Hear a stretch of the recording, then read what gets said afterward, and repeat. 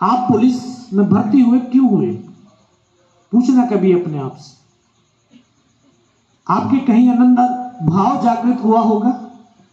मेरे अंदर भी एक भाव जागृत हुआ था और 6 क्लास के अंदर पर्पज ऑफ लाइफ मिल गया था। पिता से 65 और 71 के युद्धों की दास्तानों को सुना करता था और 6 क्लास के अंदर इसी गाजीपुर डिस्ट्रिक्ट का एक ऐसा योद्धा जो 1965 में पाकिस्तान के अकेले 8-8 पैटर्न टैंकों को ध्वस्त कर देता है और 9वें पे निशाना लगाते लगाते मां भारती की गोद में सो जाता है। नाम सुना है उसका? वीर अब्दुल हमीद। उसकी कहानी को पढ़ा, लगा यार वो कैसा इंसान होगा जो पाकिस्तान को अमेरिका ने वो पैटर्न टैंक दिए थे, अत्याधुनिक टैंक थे, जिससे वो हिंदुस्तान की सेना को नष्ट नाबूद करने के लिए उनका इस्तेमाल किया गया और एक अकेला हिंदुस्तान का सैनिक, उसकी क्या मानसिक स्थिति रही होगी, वो कैसा होगा। बस वहीं से वो ख्याल मन के अंदर पैदा हुआ और इस लाइफ का पर्पज मिला कि फौज में जाना है। क्यों जाना है? युद्ध लड़ना है। 10 साल की उम्र होती है 6-7 में। 10 साल के बच्चे को युद्ध की ABCD नहीं मालूम, लेकिन वो युद्ध लड़ने के सपने को जीने लगता है। हम सपनों को आंखों से देखते हैं, हृदय से, सोल से, आत्मा से जीते नहीं। जिस दिन आप अपने जीवन के सपनों को अपने हृदय, वो सोल, वो आत्मा से जीना शुरू करोगे, ये हृदय, ये सोल, ये आत्मा तो उस परमात्मा अल्लाह वाहि गुरु का अंश है। अगर हमारे सपनों में वो परमात्मा शामिल हो गया तो दुनिया की कोई ऐसी ताकत नहीं कि हमारे सपनों को साकार होने से रोक सके। कोई नहीं रोक सकता। उन सपनों को जिया। एक किसान और जवान का बेटा हूं, खेतों खलियानों में काम करता हुआ बड़ा हुआ, पढ़ते रहे, बढ़ते रहे, 11th पास किया था, 12th में अभी आया था और यही अक्टूबर का महीना, और मेरठ BRO से पहली बार भर्ती देखने गया और मेरठ BRO से भर्ती होकर के फौज में चला गया। मात्र 16 साल 5 महीने की अवस्था। जैसा आप जानते हैं, अभी आप ट्रेनिंग कर रहे हैं। ट्रेनिंग आग की तप्त भट्टी होती है। आग जलाती नहीं है, आग पिघलाती भी है। जितने भी आप अपने इर्द गिर्द ये इंस्ट्रूमेंट देख रही है, तमाम आग में पिघल करके बने हुए। आप भी अगर आज इस ट्रेनिंग की इस तप्त भट्टी में अपने आप को जितना तपा लोगे, उतना ही आपके अंदर शारीरिक, मानसिक वो एक स्ट्रांग शक्ति हो जाएगी। जिसका मेंटल और फिजिकल स्ट्रेंथ हाई है, वो हर परिस्थिति में अपने आप को स्थिर रख सकता है और उस परिस्थिति में जीत भी दर्ज कर सकता है। क्योंकि एक सिविलियंस से हम बहुत अलग हैं, तो हमारी भावनाएं, भाव अलग हैं। इन भाव और भावनाओं को तब्दील करने के लिए, परिवर्तित करने के लिए, फौज या पुलिस के रूप में आपको पुनर्स्थापित करने के लिए ये ट्रेनिंग ही एक ऐसा माध्यम है। तो वो ट्रेनिंग 9 महीने की ट्रेनिंग, उस 9 महीने की ट्रेनिंग के बाद जब एक सिविलियंस फौजी के रूप में परिवर्तित होता है, फौजी बनता है, तो फौजी राष्ट्र का विश्वास और भरोसा होता है। जब वो अपने बदन पर वर्दी पहनता है, वो वर्दी कोई मामूली कपड़ा नहीं, लाखों करोड़ों सैनिकों के खून से पावन और पुनीत वो वर्दी है। वो 140 करोड़ हिंदुस्तानियों का विश्वास और भरोसा वो वर्दी है। तिरंगे की आन बान और शान वो वर्दी है, जिसको पहन वो सैनिक पल भर के अंदर हमारे लिए और हमारे राष्ट्र के लिए अपने आप को कुर्बान कर देता है। ऐसी वर्दी को पहन पहली पोस्टिंग कश्मीर में गया। आज एहसास होता है, गया नहीं था, मुझे मेरे परमात्मा ने वहां पर भेजा। हम इन आंखों से सिर्फ उतना देख सकते हैं जितना देखा जा सकता है, लेकिन वो हमारा परमात्मा, वो अल्लाह, वो वाहे गुरु जन्म से लेकर के मृत्यु तक के जीवन के पथ को देख सकता है। उसको मालूम था उस धरती पर कुछ दिन के बाद एक बड़ा युद्ध होने वाला है, और बड़े युद्ध को लड़ने से पहले छोटे छोटे युद्धों का हिस्सा बनना बहुत जरूरी होता है, ताकि छोटे छोटे युद्धों को लड़ करके उनको जीत करके एक आत्मविश्वास पैदा हो जाए, एक योग्यता बढ़ जाए, एक सामर्थ्य आ जाए, ताकि जब बड़े युद्ध के क्षेत्र में जाए तो ये पैर न कपकपाए, हाथ न डगमगाए, बल्कि सीना तान करके उस चुनौती का सामना करते हुए जीत को सुनिश्चित कर दें। ये एक ट्रेनिंग का एक उस पार्ट होता है। जिस तरह से अभी आपको ट्रेंड किया जा रहा है, क्यों ट्रेंड किया जा रहा है? ताकि आप उस उत्तर प्रदेश इन सिविलियंस के साथ इनकी सुरक्षा का दायित्व आपके कंधों पर है। आपके भरोसे तो यार एक फौजी बॉर्डर पर ड्यूटी देता है कि मेरा थाना, मेरी चौकी का इंचार्ज मेरे परिवार का ख्याल रखेगा। सच बताना कितने लोग आप लोगों के भरोसे जाते, वो है तो सही वहां पे एक वर्दीधारी, वो देख लेगा मेरे परिवार को। अभी आप जब आप अपने अपने क्षेत्र में जाएंगे, आपको जब मौका मिले तो आप उन परिवारों से जरूर मिलना। देखना, आप कुछ नहीं दे सकते, हम कुछ नहीं दे सकते उनको। उन्होंने जो दिया है उसका हम थोड़ा सा भी ऋण अगर चुका पाए, क्या चुकाना है? बस एक बार जाकर के अम्मा कैसी हैं आप, कोई दिक्कत तो नहीं है, इतना कह देना। इसी से वो अरे कितनी दुआएं देंगी और लगेगा उनको। ये भरोसा जीतने का तरीका है। यार मेरा एक पुलिस वाला है, मेरा एक यहाँ मेरी बहुत खैर खबर लेता है, बड़ा फक्र होगा उसको। ये आपसे मैं निवेदन करता हूं कि जहां जिस क्षेत्र में भी होंगे, ये प्रदेश वीरों का क्षेत्र है। जानते हैं इस प्रदेश के अंदर कितने परमवीर चक्र हुए हैं? नहीं जानते, क्योंकि अभी तक तो रील चलाई है ना। चलाई नहीं रील? अरे चलाई कि नहीं? मैं सबको जानता हूं, आप लोगों सब रील बनाते हैं दिन में और रात को इंस्टाग्राम पे डालते हैं, फिर उसकी रात को लाइव चेक करते हैं। ये तो शुक्र है कि पुलिस में आप आ गए, लेकिन अगर सिविलियन में होते तो आज अभी तक उठ नहीं पाते, क्योंकि रात को 2 बजे तो तुम सोते, तो 10 बजे से पहले उठने का कोई मतलब ही नहीं। चलाइए इंस्टाग्राम, लेकिन आप अपने जिस जगह पर हैं उस जगह के बारे में भी जरा सोचिए। ये उत्तर प्रदेश की वीरों की धरती है। 5 परमवीर चक्र इस प्रदेश ने दिए हैं। जब परमवीर चक्र की शुरुआत हुई तो उस परमवीर चक्र की पहली एक परमवीर चक्र इसी उत्तर प्रदेश शाहजहांपुर नायक जदुनाथ, फिर 1962 में देहरादून के अपने मेजर धन सिंह थापा, 1965 वीर अब्दुल हमीद, और 99 आपके मनोज कुमार पांडे, और एक आपके सामने खड़ा है। तो ये आपने थोड़ा थोड़ा मोटा मोटा जान लीजिए।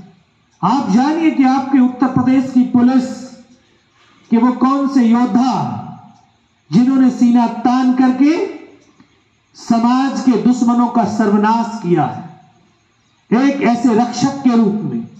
वही आपके लिए मोटिवेशन। ये वर्दी जो पहनी है ना, ये वर्दी कोई मामूली नहीं है। ये खाकी खाक में मिलाने के लिए है। ये खाकी एक सौहार्द वातावरण बनाने के लिए है।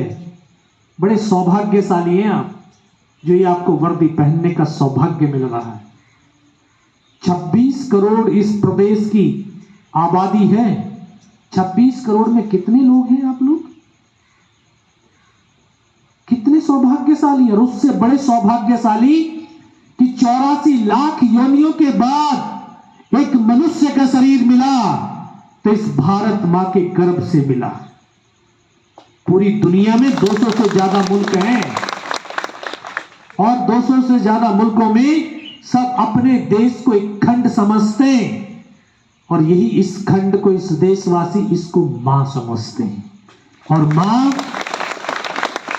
जो मां होती है उसमें दुलार भी होता है, उसमें प्यार भी होता है, उसमें संस्कार भी होते हैं और यही संस्कार की ताकत एक जवान को एक विशिष्ट जवान बना देती है। तभी तो जयशंकर प्रसाद ने बहुत अच्छे से समझाया कि जीवन इतना आसान नहीं है। तभी उन्होंने लिखा कि वह पथ क्या, पथिक कुशलता क्या, जिस पथ बिखरे सूल न हो, उस नाविक की धैर्य परीक्षा क्या, जहां धाराएं प्रतिकूल न हो। अरे नदी के बहाव के साथ साथ तो कोई भी जीवन की नाव को खेलेगा, लेकिन नदी के बहाव के विपरीत जीवन की नाव को खेलने के लिए सामर्थ्य चाहिए, योग्यता चाहिए, सक्षमता चाहिए, कौशलता चाहिए। और उसी कौशल के लिए, उसी दक्षता के लिए आपको आज यहां पर ट्रेन किया जा रहा है। तो ये ट्रेनिंग एक आत्मविश्वास पैदा करती है और इस ट्रेनिंग के 3 टी हमेशा याद रखना। पहला टी टाइम, टाइम पंक्चुअलिटी। जैसे फिल्मों में दिखाया जाता है वैसे मत कर, दिखाया जाता है ना, एक नई अलग से छवि क्रिएट करिए, उस छवि को आपने पॉजिटिव रूप में परिवर्तित करना। टाइम, जो टाइम आपको मिला है उस टाइम पंक्चुअलिटी जीवन के अंदर बहुत बड़ा महत्व रखती है। दूसरा ट्रेनिंग, ट्रेनिंग ये आपकी 6 महीने 8 महीने की ट्रेनिंग नहीं। जब तक आप 58-60 साल तक सर्विस करेंगे तब तक हर रोज एक ट्रेनिंग का पार्ट आपके जीवन में जुड़ा होना चाहिए। Training, training, training and training, यही हमारे आत्मबल को बढ़ाए, यही हमें आज की अत्याधुनिक टेक्नोलॉजी के साथ चल रहे एक वारफेयर युद्ध से जीतने में सामर्थ्य बनाए। तो ट्रेनिंग हमेशा ट्रेनिंग का एक हिस्सा रहे। तीसरा टीम वर्क। जब आप कोई इंडिविजुअल तो काम नहीं करेंगे, एक टीम के रूप में करेंगे। चाहे चौकी में जाएंगे, चाहे आप थाने में रहेंगे, चाहे पुलिस लाइन में रहेंगे, तो एक टीम के रूप में रहेंगे और टीम सर्वगुण संपन्न होती है। इंडिविजुअल कोई संपन्न नहीं होता। हम कृष्ण नहीं है कि 16 कलाएं हमारे अंदर हैं। हम कोई ना कोई एक गुण लेकर के धरती पर आए हैं, लेकिन यहां यह सत्य है कि आपके जैसा इस यूनिवर्स में कोई दूसरा नहीं है, क्योंकि परमात्मा ने हर एक इंसान को एक यूनिक बनाया है। आपके जैसा तो नहीं है, लेकिन टीम एक सर्वगुण संपन्न हो जाती है। तो हमेशा उस टीम का हिस्सा बने, एक दूसरे के ऊपर उस टीम के सदस्यों पर विश्वास और भरोसा रखें। कोई भी परिस्थिति आए तो आपके साथी को ये आभास हो कि मेरा साथी अगर मैं घायल हो गया या कुछ हो गया, मुझे यार छोड़ करके नहीं भागेगा। ये भरोसा, ये आत्मविश्वास जगा, ये आपकी 3 टी आपके जीवन को एक नई दिशा देगी।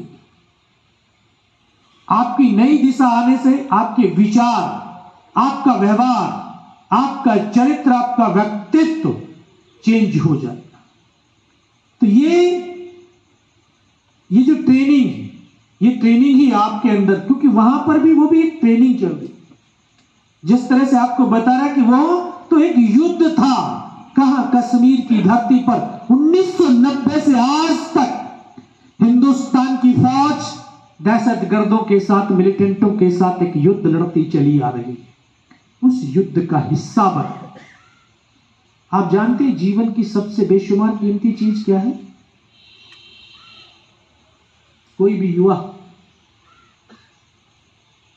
जीवन की सबसे बेशुमार कीमती चीज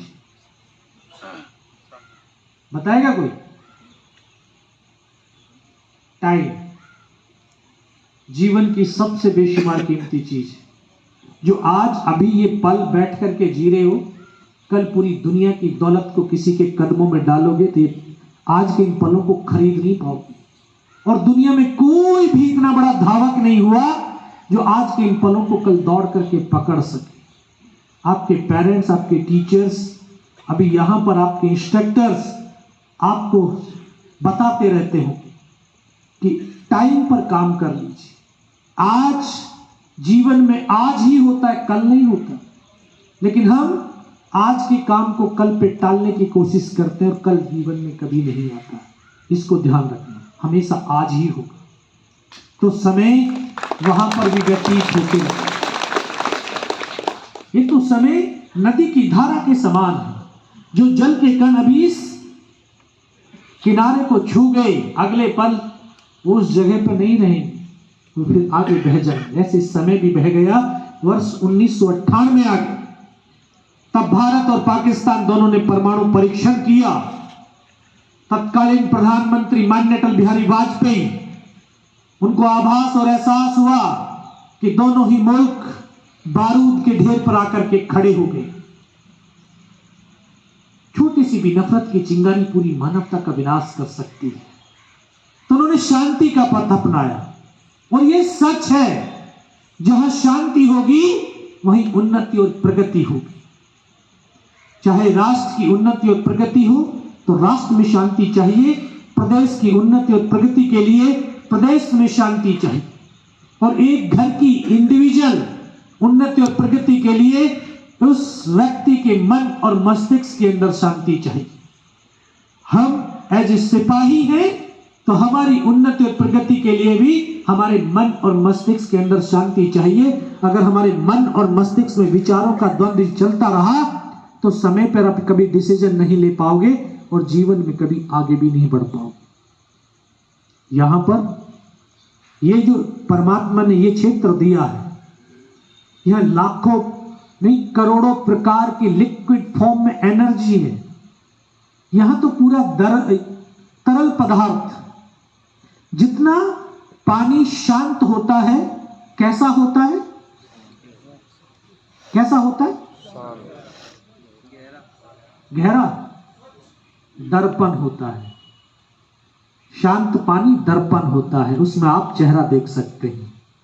तो अगर आपके विचार का द्वंद्व युद्ध नहीं चल रहा होगा, विचारों की लड़ाई यहां पर नहीं चल रही होगी, तो जब शांत होगा तो तब आप अपनी शक्तियों का आप आकलन भी कर पाएंगे और अपने आप को देख भी पाएंगे।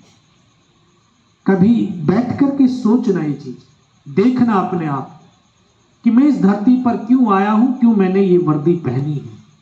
आपको किसी से उत्तर पूछने की आवश्यकता नहीं, आपके अंदर वो शक्ति बैठी, आपको वही वहां से आपको उत्तर मिल जाएगा, आपको वही गाइड वहीं से मिल जाएगी। तो उसी शांति को कायम रखने के लिए भारत सरकार ने समझौता एक्सप्रेस शुरू की। लाहौर बस यात्रा शुरू हुई ताकि दोनों देशों के बीच मैत्रीपूर्ण सौहार्दपूर्ण वातावरण बने, दोनों मुल्क तरक्की की राह पर अग्रसर हो। लेकिन पाकिस्तान का जनरल परवेज मुशर्रफ वो नहीं चाहता था कि दोनों मुल्कों की आवाम के बीच शांति हो, सौहार्दपूर्ण वातावरण बने, दोनों मुल्क तरक्की की राह पर अग्रसर हो। तो उसने कारगिल, बटालिक, दराज, तुर्तुक ऐसे सेक्टर, ऐसी जगह जहां पर सर्दियों में -60 डिग्री टेम्परेचर जाता है। कल्पना कीजिए -60। उत्तर प्रदेश का तो कोई भी ऐसा डिस्ट्रिक्ट नहीं है जहां माइनस में टेम्परेचर जाता। राजस्थान का एक चूरू डिस्ट्रिक्ट है जहां पर माइनस में टेम्परेचर चला जाता है। 4-5 डिग्री टेम्परेचर जब आता है तब तारे तमाम संस्थान बंद हो जाते हैं। तब भी आप अपने कर्तव्य पर खड़े होते हैं और आपके गांव का, शहर का बेटा और बेटी उसी -60 डिग्री टेम्परेचर में खड़े होकर के दिन रात अपने कर्तव्य और दायित्व का पालन कर रहा होता है ताकि इस देश के अंदर शांति कायम रखे, इस देश के युवा पढ़ लिख करके अपने आप, अपने कैरियर को बनाए और इस राष्ट्र को सशक्त और समृद्ध बनाए, इस देश के लोग चैन की नींद सो सके और अपने कार्यों को बखूबी कर सके। इसलिए अपने कर्तव्य के ऊपर सतर्कता के साथ खड़ा होता है। -60 जहां जीवन यापन करना भी बड़ा मुश्किल होता है।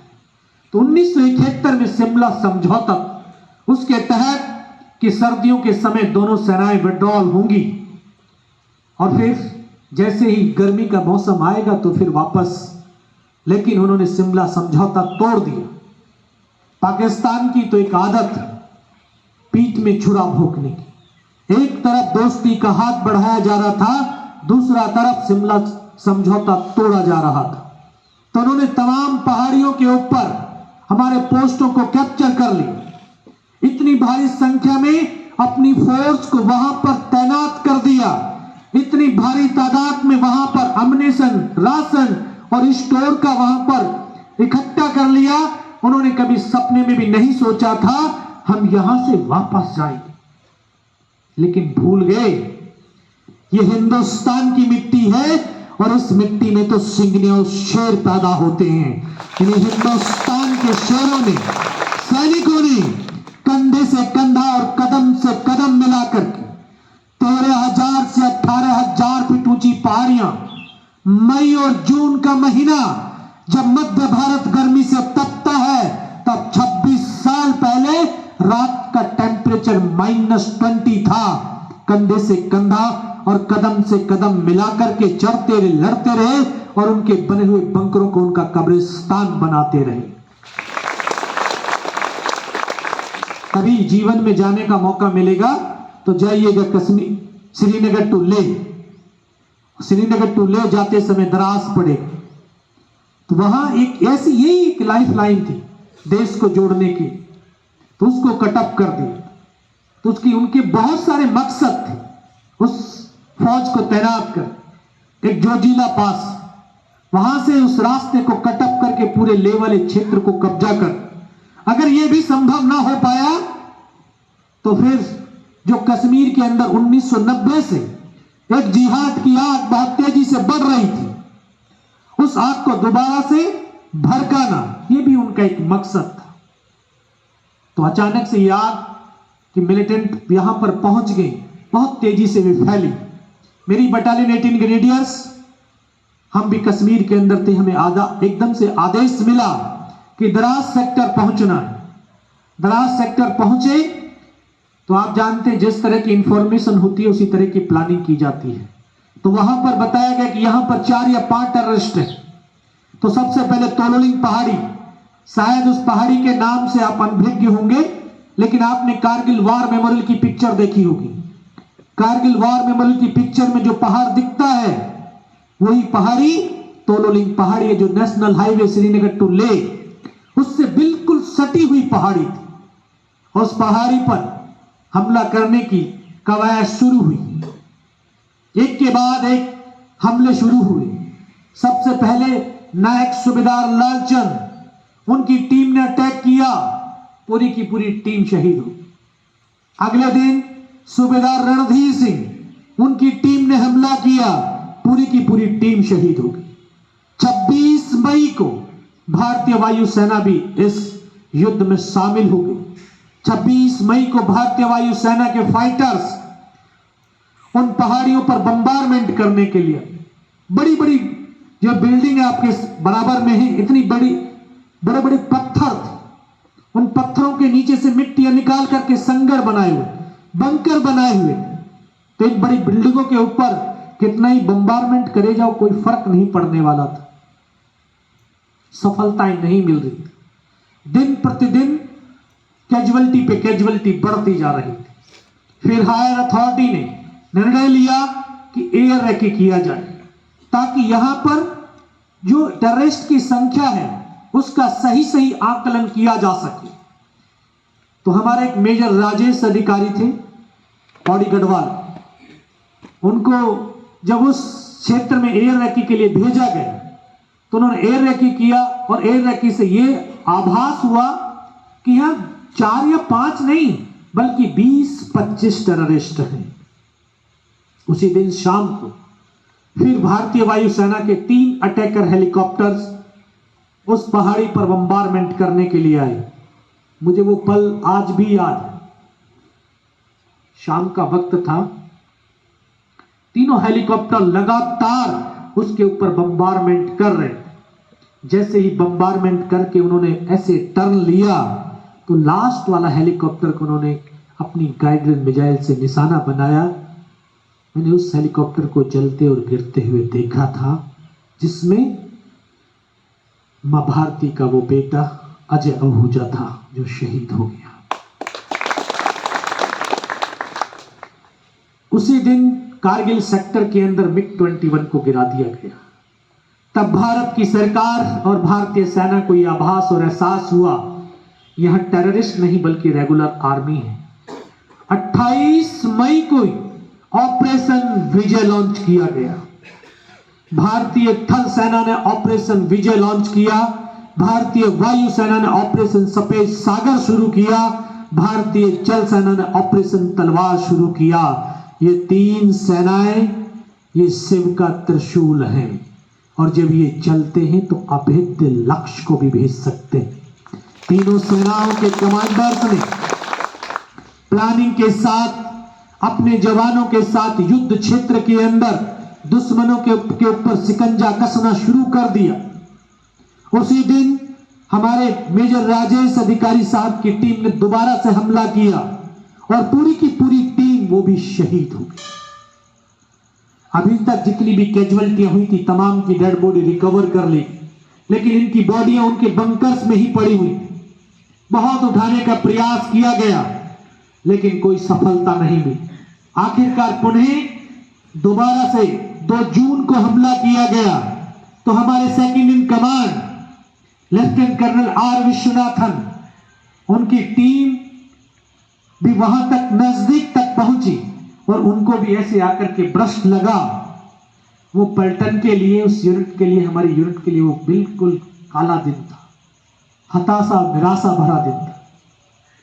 एक इतना होनहार और इंटेलिजेंट ऑफिसर जिसको यहां पे गोली लगी, उसका ऑपरेटर कमांडिंग ऑफिसर को सूचना दे रहा है कि सर ट्वाइसी को गोली लगी। सीओ अभी कॉल पे है, सीओ का ऑपरेटर उसको हेड शूट हो जाता है। वो खुद उठा करके वहां तक पहुंचते हैं, उनके पास तक पहुंचे जब तक उनकी सांसें चल रही थी। उन्होंने कहा विश्व घबरा मत, कुछ नहीं होगा, सांत्वना देने लगे। बोला सर आप बताते 20-25, यहां पर उनकी एक कंपनी का डिप्लॉयमेंट है और जब तक हमें आर्टिलरी सपोर्ट नहीं मिलेगा तब तक पूरी पलटन कट जाएगी, लेकिन सफलता नहीं मिली। आप जानते हैं जब कोई सक्सेस नहीं मिलती है तो हायर ऑफिसर्स का, हायर अथॉरिटी का प्रेशर बढ़ने लगता है। तो वहां भी प्रेशर बढ़ने लगता। Brigade commander, div commander, core commander तक बोला ठाकुर अपनी पलटन को नीचे उतार दो। लेकिन जो एक ऑफिसर का और एक जवानों का रिलेशनशिप वो पिता और पुत्र की तरह, उन्होंने सीधा जीओसी को बोल दिया, बोले सर जब तक मेरे बेटों की बॉडियां ऊपर पड़ी हैं ये 18 ग्रेनेडर नीचे नहीं जा सकती, विजय या वीर गति। अगर आपने हमारी हेल्प ही करनी है तो हमें रीइंफोर्समेंट दे दीजिए। फिर सेकंड राजरीफ को एज ए रीइंफोर्समेंट के तौर पर चुना गया। सेकंड राजरीफ के कमांडिंग ऑफिसर कर्नल रविंद्रन, उन्होंने हाई अथॉरिटी से बातचीत की। फिर वहां पर आर्टिलरी डिप्लॉयड हुई। बचपन में सुना था कि पानी में आग लगती है। 11 जून की रात को अपनी आंखों से देखा कि उन पहाड़ियों पर आग ही आग थी। इतने आर्टिलरी के गोले बरसाए गए और 12 जून 1999 को हिंदुस्तान की फौज ने पहली सफलता के रूप में उस तोलोलिंग पहाड़ी के ऊपर सफलता प्राप्त कर ली। अभी मैं कुछ दिन पहले अजमेर में था, वहां एक दयानंद यूनिवर्सिटी, तो एक प्रोफेसर साहब ने सवाल किया, बोले फौजी में और सिविलियन में क्या फर्क है? अगर ऐसे देखा जाए तो कोई फर्क नहीं, 2 हाथ 2 पैर 2 आंख, आपके भी हमारे भी, लेकिन एक सोच का फर्क है। जो प्रशिक्षित हैं आपको आपके जीवन के लिए बहुत महत्वपूर्ण, अगर आपने जीवन में उतारा। मैं कह सर एक सोच का फर्क है। कैसी सोच? एक सिविलियंस को छोटी सी भी उपलब्धि मिल जाए तो 10 दिन तक वो काम नहीं करता है। क्या करता है? पार्टियां मनाता है, जश्न करता है।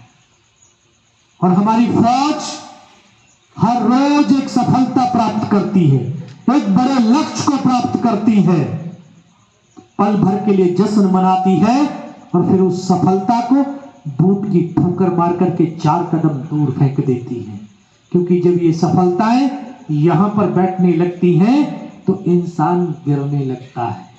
कभी सफलताओं को यहां पर नहीं बल्कि अपनी बूट की ठोकरों पे रखना, तभी आप संघर्षशील रहेंगे, तभी आप कर्मशील रहेंगे, तभी आप जीवन में मेहनतशील। तो हमें अभी ये सफलता मिली, अगले दिन दूसरा टास्क मिल गया, टाइगर हिल, जो कि द्रास सेक्टर की सबसे ऊंची पहाड़ी। उस पहाड़ी को पुनः प्राप्त करने के लिए एक विशेष टीम का पुनर्गठन किया गया, जिसको यूनिट की भाषा में घातक प्लेटून, सिविल में उसको कमांडो टीम कहते। उसके बहुत सारे जवान शहीद हो गए। एक नए जवानों की आपूर्ति के लिए नए जवानों का चयन शुरू हुआ। दोस्तों, आपको बताना चाहता हूं, व्यक्ति की पहचान किसी औहदे या रैंक से नहीं होती है। व्यक्ति की पहचान उसके कर्म, उसके कार्य से होती है। जो बड़ी विस्मित भरी निगाहों से देख रहे, बड़ा शक्तिशाली व्यक्ति आकर के खड़ा हो गया है। मैं कोई शक्तिशाली व्यक्ति नहीं हूं। आप लोगों की तरह एक मां के गर्भ से पैदा हुआ और यहां से लगभग 350 किलोमीटर दूर डिस्ट्रिक्ट बुलंदशहर औरंगाबाद अहीर एक किसान और जवान का बेटा था। कोई विशेषता नहीं थी, ऐसी भी कोई योग्यता नहीं थी।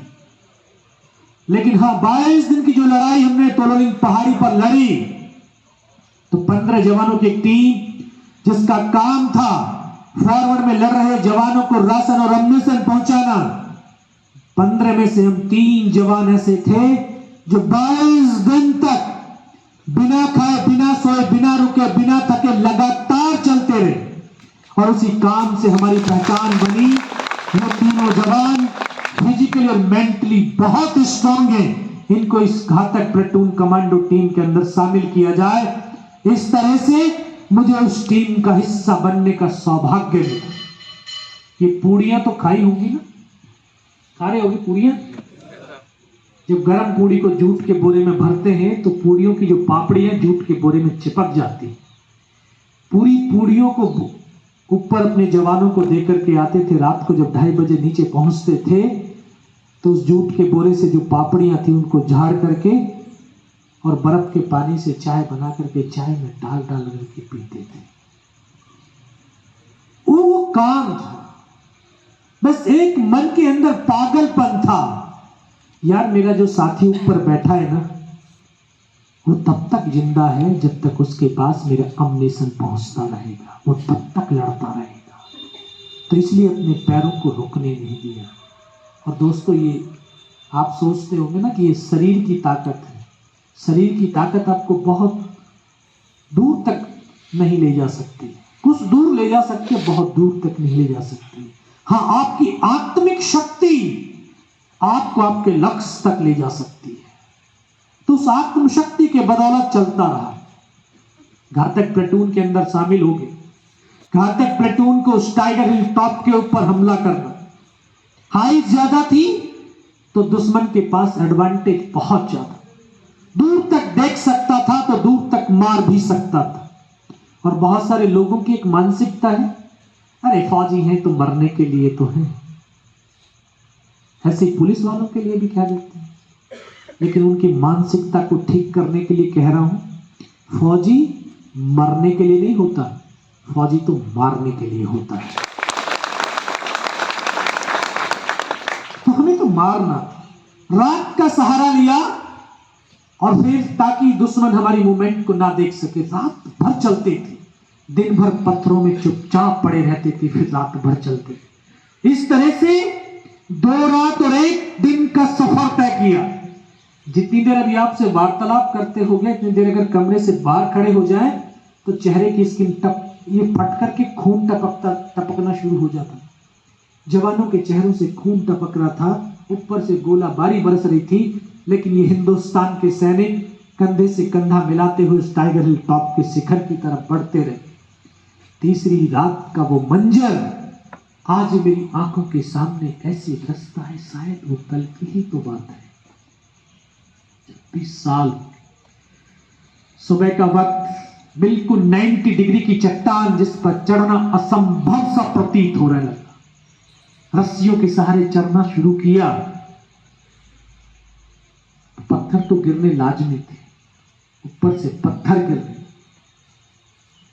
और ये जो मध्य भारत, खास करके यूपी, हरियाणा, राजस्थान, ये कभी शांत तो चल नहीं सकते हैं। इनकी गाली गलौज तो इनके जो है जन्मजात एक गुण दिया गया है। तो उसी तरह से बढ़ रहे, वो एक जोश का प्रतीक है भाई। युद्ध के मैदान में गालियां जोश का प्रतीक है। तो वो चल रहे, वो दुश्मन सो रहा होगा, इधर भी उनका पोस्ट, इधर भी उनका पोस्ट, लेकिन अंधेरे में हमें नहीं दिखाई। उनको ये पता चल गया हिंदुस्तान की फौज हमारे करीब तक आ गई है। उन्होंने दोनों तरफ से फायर खोल दिया। उनके फायर खुलते ही 21 जवानों की टीम का रास्ता कटअप हो गया। केवल और केवल हम 7 जवान ऊपर चढ़ पाए। ऊपर चढ़े तो इस स्टेज के बराबर प्लेन स्पेस, सामने दुश्मन के बंकर। हम 7 जवानों ने जाकर के आधाधुंध फायरिंग किया और उसमें बैठे हुए तमाम पाकिस्तानियों को पल भर के अंदर मौत के घाट उतार दिया। वहां से टाइगर हिल टॉप मात्र 50-60 मीटर रहा होगा। टॉप पर तो उनकी एक कंपनी का डिप्लॉयमेंट, एक कंपनी की स्ट्रेंथ 150 और हम केवल 7। लेकिन बिना डरे, बिना रुके, धैर्य के साथ, विश्वास के साथ, निडरता के साथ उनके साथ लड़ते रहे, संघर्ष करते रहे। और संघर्ष करते करते, लड़ते लड़ते 5 घंटे हो गए। और 5 घंटे के बाद जो दृश्य और परिस्थिति आई, आज तक शायद आपने फिल्मों में देखा होगा कि गर्दनें कटती हैं और धड़ चलते हैं। मैंने देखा नहीं, उन पलों को जिया भी है। जिस तरह से बाबा दीप सिंह, नाम सुना है, जिनकी युद्ध के क्षेत्र में कृपाण से उनकी गर्दन कट गई थी। एक हाथ से उन्होंने गर्दन अपनी पकड़ी हुई है और एक हाथ से कृपाण चला रहे हैं। लोगों की समझ में नहीं आया कि यार ये तो सरदार जिंदे भी लड़ते हैं और मरते भी लड़ते हैं। ये भारत के सैनिक ही लड़ सकते हैं, क्योंकि ये बड़े प्रेमी होते हैं। ये इस धरती के प्रेमी होते हैं। और प्रेमी, प्रेम का मतलब वासना नहीं है। प्रेम का मतलब दर्शन है, गहराई है, प्रेरणा है, एक शक्ति है। और ये पूरी सृष्टि अगर चल रही है तो उस प्रेम की शक्ति से चल रही है। वो प्रेम था, उसी से वो सैनिक लड़ रहे थे। मुझे वो पल आज भी याद है, जब मैं सर से लेकर के पैर तक लहू लुहान, नाक से खून की धार बह रही, मेरा साथी मुझे फर्स्ट एड करने लगता है, उसको यहां पे गोली लगती, इधर से पूरा सर निकल करके बाहर। उसका हाथ पकड़ा, सर क्या हुआ, लेकिन एक शब्द तक नहीं बोल पाए। ऐसे मेरी बगल में बैठा ट्रेनिंग का साथी, रूममेट था, मैं उसको बोला, अनंतराम सर को तो गोली लगी। क्या? ये उसके जीवन का आखिरी शब्द था। उसको सीने में गोलियां लगती हैं, फेफड़ों से खून की फुहारें छूटती, मेरी गोद में आकर कैसे गिर गया। एक ही पल के अंदर दोनों साथी शहीद हो गए। एक साथी पीछे से दौड़ करके आया, जैसे ही हमारे नजदीक पहुंचता है, तभी पाकिस्तानी मोटार का एक बम वहां पर गिरता है। उसकी यहां से गर्दन कट करके दूर जाकर के गिरती है। चारों तरफ खून की बौछारें ही बौछारें थी और मैं बड़ा हुआ देख रहा था। उस धड़ पर सर नहीं था, लेकिन हाथों से बंदूक नहीं छूटी थी। धड़ 2 कदम तक चला, फिर जमीन पर गिर गया। एक और साथी पीछे से दौड़ करके आगे आया। तभी एक और बम वहां पर गिरता है, उसके दोनों हाथ दोनों पैर कट करके दूर जाकर के गिरते हैं। जब ये शरीर के अंग कट करके दूर जाकर के गिरते हैं, किस तरह से उछलते और तड़पते हैं, शब्दों में बयां नहीं कर सकता। इस तरह से मेरे तमाम साथी पल भर के अंदर शहीद हो गए। 40-50 पाकिस्तान के जवानों ने से आकर के हमको घेर लिया। उनका एक कमांडर, उसने बोला जरा रीचेक तो करो, इनमें से कोई जिंदा तो नहीं बच गया है। वो आकर के गोलियां मारने लगे तो बॉडियां ऐसे उछलती थी। उसने जब सामने वाले को मारा, उसकी बॉडी उछली, बगल वाले को मारा, उसकी उछली। मैं इस तरह से पड़ा था। उसने फर्स्ट में यहाँ पे गोलियां मारी, देख रहा हूँ धुआं निकल रहा है। पैर में गोली मारी तो यहाँ से भी धुआं निकल रहा है। उस गोली की पीड़ा को चुपचाप पड़ा सहता रहा। उनको यकीन हो गया कि इनमें से कोई जिंदा ही नहीं है। फिर तो उन्होंने मानवीय क्रूरताओं का तांडव शुरू किया। हमारे जवानों की बॉडियों में पत्थर मारने लगे ताकि ये बॉडी छत बिछत हो जाए। बूट की ठोकरें मारने लगी, गालियां देने, और ये तांडव बहुत देर तक चलता रहा। और मैं सब कुछ बड़ा देखता भी रहा और सहता भी रहा। बहुत देर के बाद उन्हें फिर उस कमांडर ने अपने साथियों को आदेश दिया, इनकी हथियार उठा लो और नीचे जो हिंदुस्तान का पोस्ट है उसके ऊपर भी हमला कर डालो। जब हमले वाली बात मेरे कानों तक पड़ी तब मुझे लगा आज तो मेरी पूरी टीम खत्म हो जाएगी। तब ऊपर वाले से एक ही अरदास, एक ही प्रार्थना करी कि मुझे सिर्फ इतनी जिंदा रख दे कि मैं अपने साथियों तक वो सूचना दे सकूं ताकि उनकी जिंदगी बच जाए। और ये सत्य है, अगर हम निस्वार्थ भाव, सच्चे श्रद्धा, सच्चे समर्पण के साथ उस ईश्वर अल्लाह वाहिगुरु को समर्पित होते हैं, उसके प्रति आस्था और विश्वास में डूब जाते हैं, तो यकीन मानना अगले ही पल आपको उस शक्ति के दीदार हो जाए। इस 45 साल के जीवन की अवस्था में उस परमात्मा को 2 बार दीदार करने का मुझे सौभाग्य उस परमात्मा ने दिया है। जब आपके हाथ में कुछ ना हो, जब आपकी तमाम शक्तियां खत्म हो जाए, तब उस परमात्मा को सौंप देना, वही हमारा पिता है। वो बेटा को कभी हारने नहीं देगा। सौंप दिया उसको, पड़ा रहा, दोबारा से गोलियां मारने लगी। जब वो नजदीक आया तब अपने मन और मस्तिष्क के अंदर एक विश्वास को पैदा किया, अपने आप से कमिटमेंट किया कि अगर सर और सीने में गोली नहीं मारी, चाहे मेरे हाथ पैर दोनों ही काट करके क्यों ना ले जाए, मैं उफ तक नहीं करूंगा और मैं जिंदा भी रहूंगा। कमिटमेंट की ताकत जानते नहीं हैं आप? महाभारत देखिए होगी टीवी पे। उसमें एक पात्र थे पितामह भीष्म। क्या किया जीवन में? प्रतिज्ञाएं की, कमिटमेंट किया था। उन्हीं प्रतिज्ञा और कमिटमेंट की बदौलत उन्होंने इंद्रिय ही नहीं, अपनी मौत को भी अपनी मुट्ठी में बांध लिया था। हमने पढ़ा भी, सुना भी, देखा भी होगा, अर्जुन ने इतने बाण मारे थे, रोम रोम बाणों से बिक गया था, लेकिन अर्जुन प्राणों को नहीं हर पाया था। ये कमिटमेंट की ताकत है। कमिटमेंट मीरा ने किया था अपने गर्दन के लिए। घर वालों ने जहर का कटोरा दिया और सिर्फ इतना बताया, ठाकुर जी का चरणाव्रत है, ठाकुर जी का चरणाव्रत। पूरे जहर को चरणाव्रत समझ करके पी गई। पूरी रात नाची थी तो घर वालों को यह आभास हुआ कि वैद्य ने जहर नहीं दिया, कुछ और दे दिया। सुबह वैद्य को जब बुलाया गया तो उन्हें जहर नहीं दिया, बोला बहुत तेज वाला जहर दिया था। बोला हमें विश्वास नहीं, इस कटोरे में से थोड़ा सा चाट करके दिखा। ऐसे चाट करके जीभ के लगाया था, तुरंत मर गया। ये कमिटमेंट, जीवन में कमिटमेंट करो। अगर आप कमिटमेंट तो आप करते हैं, लेकिन सुबह के कमिटमेंट को शाम को तोड़ देते हैं, शाम के कमिटमेंट को सुबह तोड़ देते हैं।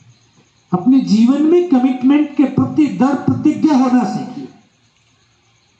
आपको जो ड्यूटी मिली, जो काम मिला, जो ये जीवन मिला, उसमें अपने आप को कमिटेड कीजिए और उस कमिटेड पे दृढ़ संकल्पित रहिए। आप देखिए फिर आपका व्यक्तित्व कैसे निखरता है, आपके चरित्र की सुगंध किस तरह से चंदन की तरह इस प्रदेश के आंगन में फैलती है।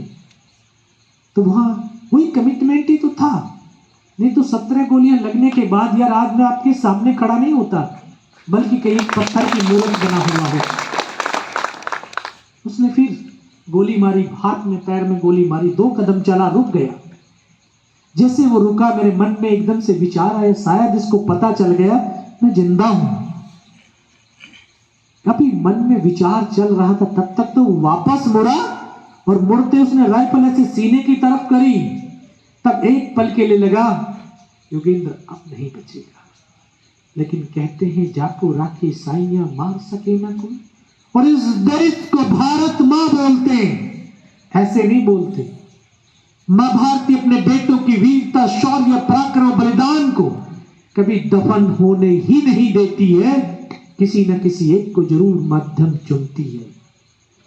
दुनिया की जो 10 बड़ी लड़ाई हुई है, उसमें से हिंदुस्तान की फौज ने बैटल ऑफ रजांगला लड़ी है, जहां 120 हिंदुस्तान के सैनिकों ने मेजर शैतान सिंह भाटी के नेतृत्व में चाइना के साथ लड़े और 120 में से 114 जवान लड़ते लड़ते शहीद हुए, लेकिन 1300 से ज्यादा चाइनीज सैनिकों को मौत के घाट उतार दिया था।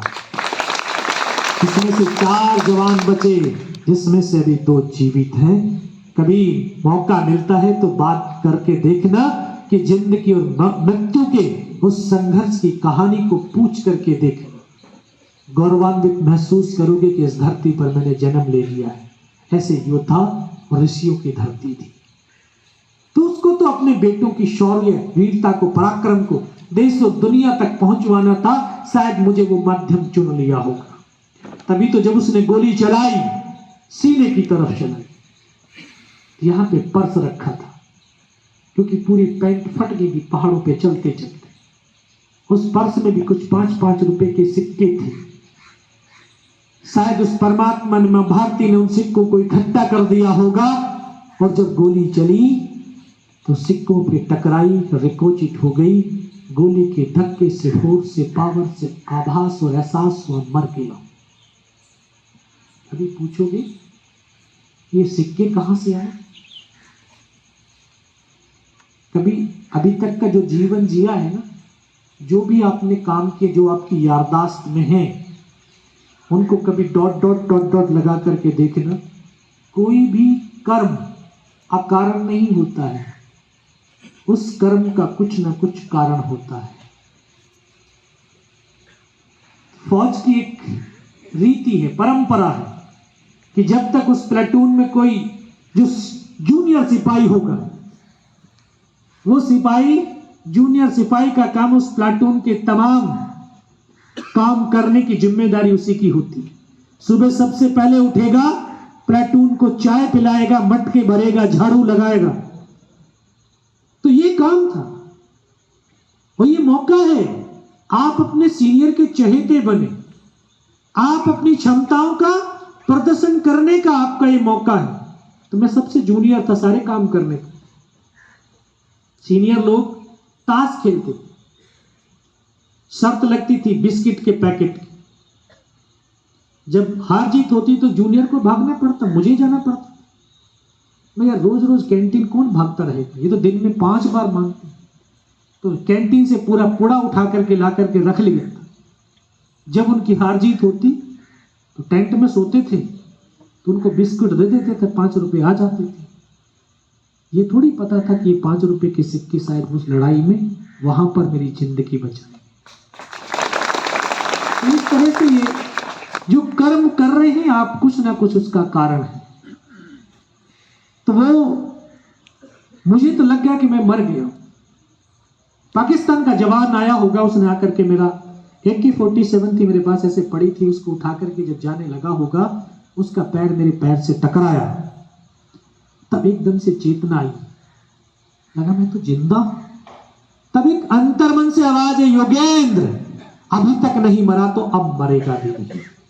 मेरे पास एक हैंड ग्रेनेड बचा हुआ था, मैंने हैंड ग्रेनेड निकाला, उसके पेन निकाल करके उसके ऊपर ऐसे फेंका, तो कोट के अंदर जो हुड लगे हुए थे वो ग्रेनेड उसके हुड के अंदर जा गिरा, और जब तक वो ग्रेनेड को निकाल पाता, ग्रेनेड तो फट गया उसका, यहां से पूरा सर फटा, हमारे ऊपर आकर के गिरा।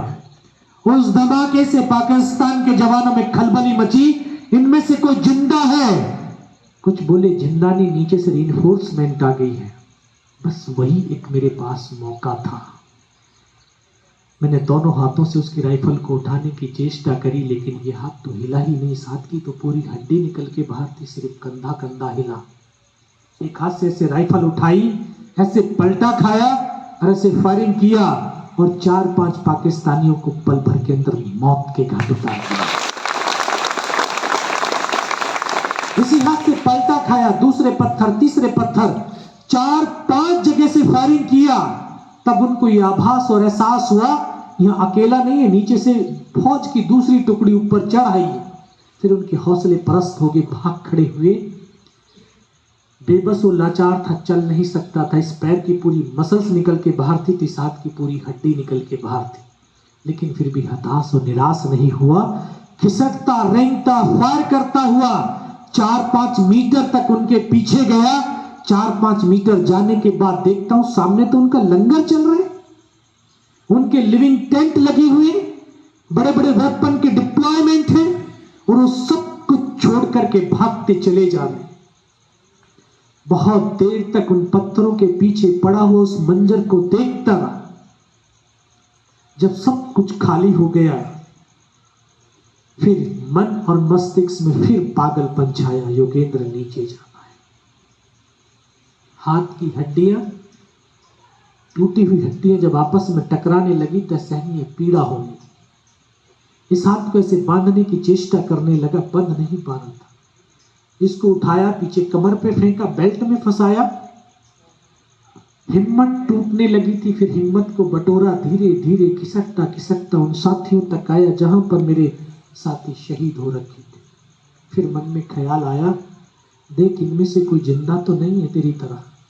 आकर के एक एक को देखने लगा तो किसी का ये सर फटा हुआ बाहर था, तो किसी के फेफड़े निकले हुए बाहर थे, किसी के अंग कटे हुए थे, तो किसी की गर्दन कटी हुई थी। एक एक को गोद में रख करके रोता रहा। 2 साल की सर्विस, 19 साल की उम्र, न सर्विस का तजुर्बा था न उम्र का अनुभव था। जिधर देखता उधर पहाड़ और पत्थर के बर्फ और पहाड़ के सिवा कुछ नजर नहीं आता था। ये भी पता नहीं इस पहाड़ी से हिंदुस्तान किधर है, पाकिस्तान किधर है, जाना है तो कहां जाना है। बहुत तेज रोए कभी जीवन में? अरे रोए के कैसा महसूस होता? हल्का बिल्कुल सही कहा, बिल्कुल हल्के दिखते हैं। क्यों दिखते हैं? क्योंकि रोना बेटा कोई कायरता नहीं है,